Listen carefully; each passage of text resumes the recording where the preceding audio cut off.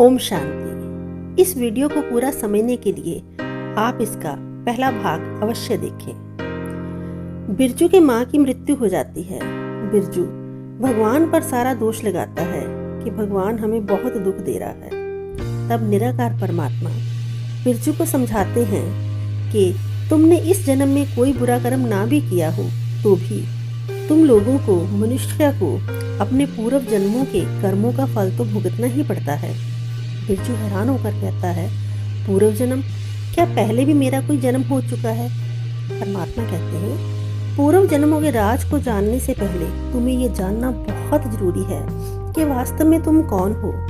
बिरजू, मुझे मालूम है मैं कौन हूँ। मैं बिरजू हूँ। मैं मुंबई शहर में चाय बेचता हूँ और मैं इस दुनिया का सबसे बदकिस्मत इंसान हूँ। परमात्मा, यही सबसे बड़ी गलती तुम कर रहे हो जो अपने को शरीर समझते हो। वास्तव में इस दुनिया में जितने भी मनुष्य हैं वे सभी शरीर नहीं हैं, परंतु शरीर में विराजमान अविनाशी ज्योति आत्मा है। बिरजू, आत्मा? परमात्मा, हाँ आत्मा, तुम एक आत्मा हो। बिरजू, ये आत्मा क्या होती है? परमात्मा, आत्मा एक चैतन्य दिव्य ऊर्जा है जो इस पूरे शरीर को चलाती है। आत्मा ही शरीर के द्वारा अच्छे और बुरे कर्म करती है। आकार में आत्मा एक सूक्ष्म बिंदु है। आत्मा अविनाशी है, उसकी कभी मृत्यु नहीं होती। मरता तो केवल शरीर है। जब शरीर पुराना हो जाता है या किसी चोट के कारण खराब हो जाता है तब आत्मा उस शरीर को छोड़ दूसरा शरीर धारण करती है। आत्मा द्वारा पुराने शरीर को छोड़ने की प्रक्रिया को मृत्यु कहते हैं और नए शिशु शरीर को धारण करने को जन्म कहते हैं। एक के बाद एक आत्मा कई जन्म लेती है, इसे ही पुनर्जन्म कहते हैं। इस जन्म से पूर्व भी तुम्हारे कई जन्म हो चुके हैं। बिरजू, अच्छा तो क्या आप मुझे बता सकते हैं कि अपने पूर्व जन्म में मैं क्या था और मेरे किन कर्मों के कारण आज मुझे इतने दुख भोगने पड़ रहे हैं? परमात्मा, हाँ, क्यों नहीं। उन पूर्व जन्मों के कर्मों का साक्षात्कार कराने के लिए ही तो मैं तुम्हारे समक्ष आया हूँ। परमात्मा बिरजू को उसके पूर्व जन्म का साक्षात्कार कराते हैं। वे उसे भूतकाल में एक नगर में ले जाते हैं। बिरजू के सामने एक बहुत बड़ा महल था। उसने अपने जीवन काल में कभी इतना भव्य महल नहीं देखा था। कुछ समय के लिए वह वहाँ देखने लगा, फिर उत्सुकतावश उसने परमात्मा से पूछा। बिरजू बोला, प्रभु ये आप मुझे कहाँ ले आए हैं? परमात्मा, मैं तुम्हें तुम्हारे पूर्व जन्म का साक्षात्कार करा रहा हूँ। इस समय हम उस नगर में हैं जहाँ तुमने अपना पिछला जन्म बिताया था। परमात्मा बिरजू को उस महल के भीतर ले जाते हैं। महल में चारों ओर काफी पहरा था। बिरजू जब किसी व्यक्ति को देखता वह ये सोचने लगता कि शायद सामने वाला व्यक्ति वह खुद है। वह अपने पूर्व जन्म के व्यक्ति को देखने के लिए बहुत उत्सुक था। तभी महल के भीतर से कईयों की दुख भरी चीखें सुनाई देने लगी। बिरजू उन चीखों को सुनकर काफी सहम गया और परमात्मा से पूछ बैठा, बिरजू ये चिल्लाने की आवाजें कहाँ से आ रही हैं?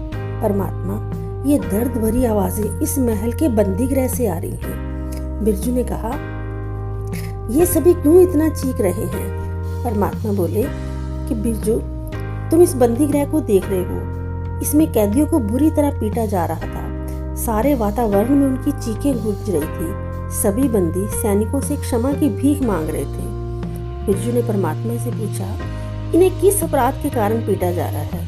परमात्मा बोले, इन्होंने अपने क्रूर राजा राजवीर सिंह के प्रति विरोध का प्रदर्शन किया। इस पर इनके राजा ने इन्हें बंदीगृह में डाल दिया और राजा के खिलाफ जाने की सजा दी। बिरजू, ये तो इन निर्दोषों पर सरासर अत्याचार है। आप ये अत्याचार रोकते क्यों नहीं? परमात्मा, ये मेरा काम नहीं, ये सब कर्मों की गुह गति है। जो जैसा कर्म करते हैं उन्हें वैसा फल मिलता है और जो इस पर अत्याचार कर रहा है उसे भी उसका फल मिलेगा। बिरजू, इसका अर्थ है कि इन सब कैदियों ने भी कभी कुछ ऐसे कर्म जरूर किए होंगे जिनका फल आज इन्हें मिल रहा है। परमात्मा, सही समझा। मनुष्य को अपने कर्मों की सजा इस धरती पर ही मिल जाती है, या तो इस जन्म में या फिर उससे अगले जन्मों में। बिरजू, प्रभु आप मुझे यहाँ अपने पूर्व जन्म का साक्षात्कार कराने लाए थे। आखिर इन सब में मैं कौन हूँ?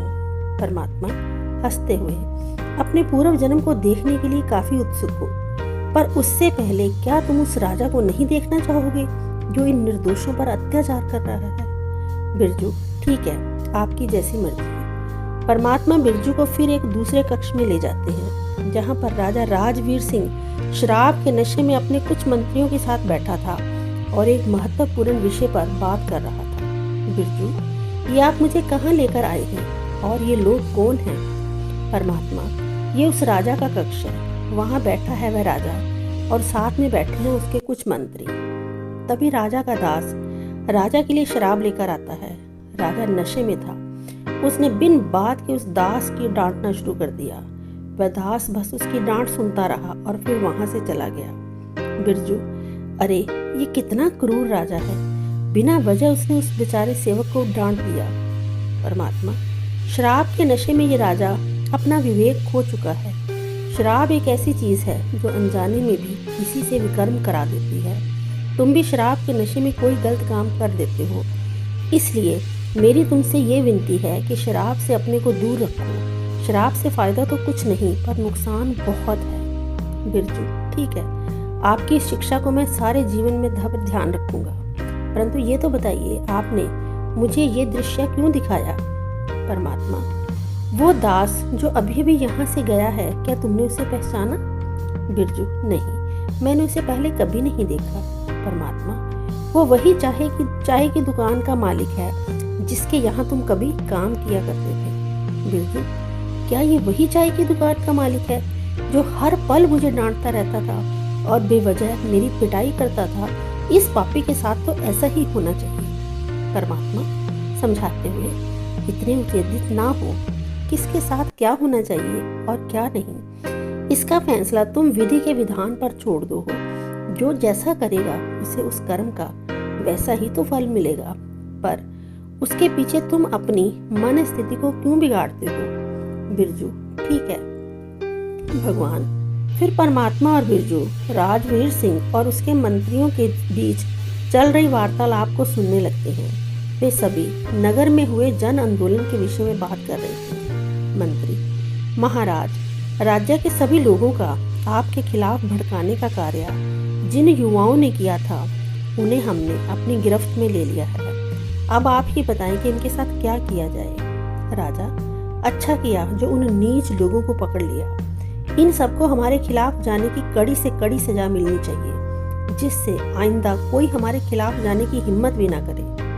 मंत्री, सही कहा महाराज, हमें इन लोगों को मृत्यु दंड दे देना चाहिए। राजा, ठीक है, तो इन सबको कल के दिन सारे नगरवासियों के सामने फांसी लगा दी जाए और साथ ही सारे नगरवासियों को ये चेतावनी भी दे दी जाए कि अगर किसी और ने भी हमारे खिलाफ जाने की हिम्मत की तो उसका हश्र भी ऐसा ही होगा। बिरजू, अरे ये राजा कितना क्रूर और नृशंस है, इसने बिना सोचे समझे उन लोगों को मृत्यु दंड दे दिया। ऐसे पता नहीं इसने कितनों को मृत्यु दंड दिया होगा। परमात्मा, पर क्या तुम जानते हो जिन लोगों को ये दंड दे रहा है वे लोग कौन हैं? बिरजू, नहीं, मैं उन्हें नहीं जानता। परमात्मा, ये वही लोग हैं जिन्होंने कल तुम्हें बुरी तरह से पीटा था और तुम्हारा ठेला पलट दिया था। बिरजू, क्या ये वही लोग हैं? इन्हें तो इससे भी कड़ी सजा मिलनी चाहिए। परमात्मा, शांत हो जाओ बिरजू, अभी अभी तो मैंने तुम्हें ये शिक्षा दी कि जो जैसा कर्म करेगा उसे उसका फल स्वतः मिल जाता है, उसकी चिंता करना तुम्हारा काम नहीं है। बिरजू, पर इन्होंने मेरे साथ बहुत बुरा किया है, मैं उनका अत्याचार कैसे भूल सकता हूँ। परमात्मा, इन सब का रहस्य तुम्हें थोड़ी देर में समझ आ जाएगा, इसलिए अभी तुम शांत रहो। इसके बाद परमात्मा बिरजू को उस महल के बंदी गृह में के ऐसे कक्ष में ले जाते हैं जहाँ पर एक कैदी को रखा गया था। उस कैदी की दशा बहुत दयनीय थी, उसका शरीर बहुत ही कमजोर और निर्बल हो चुका था। उस कैदी को बेड़ियों में बांधा गया था। उसके चेहरे पर एक मायूसी थी, जिससे ऐसा प्रतीत हो रहा था कि वो अपने जीवन से बहुत ज्यादा तंग आ चुका था। बिरजू, हे प्रभु, ये व्यक्ति कौन है? इसकी दशा तो बहुत ही दयनीय है। परमात्मा, ये व्यक्ति राजा राजवीर सिंह का बड़ा भाई है। बिरजू, ये राजा का भाई होते हुए भी बंदीगृह में क्या कर रहा है? परमात्मा, वास्तव में बड़ा राजकुमार होने के नाते राज सिंहासन पर इसका अधिकार था और ये उसके काबिल भी था, पर राजवीर सिंह ने एक षड्यंत्र रचकर अपने बड़े भाई को देशद्रोही बताकर बंदी बना लिया और इसके बाद वह खुद राजा बन गया। बिरजू, ये तो इस व्यक्ति के साथ बहुत ही बुरा हुआ। ये राजा तो सचमुच बड़ा ही निर्दयी और क्रूर है। इसने तो अपने भाई को भी नहीं छोड़ा। परमात्मा, अब क्या तुम ये बता सकते हो कि ये व्यक्ति वर्तमान समय किस रूप में है? बिरजू, नहीं, मैं इसको भी नहीं जानता। कौन है ये व्यक्ति? परमात्मा, ये तुम्हारी पत्नी रमा का पूर्व जन्म है। बिरजू, अच्छा, तो ये रमा की आत्मा है। इसके साथ तो सचमुच बहुत ही बुरा हुआ। शायद इसलिए वह बहुत चिड़चिड़ी और गुस्सैल है और बेवजह मुझसे झगड़ती रहती है। पर रमा तो एक स्त्री है, फिर वह अपने पूर्व जन्म में पुरुष कैसे? परमात्मा, मेरे बच्चे, आत्मा का कोई लिंग नहीं होता। आत्मा कभी स्त्री का जन्म लेती है तो कभी पुरुष का। तुमने भी कई बार पुरुष का जन्म लिया और कई बार स्त्री का भी जन्म लिया। ओम शांति। आगे की कहानी जानने के लिए इस वीडियो का भाग नंबर 3 देखें।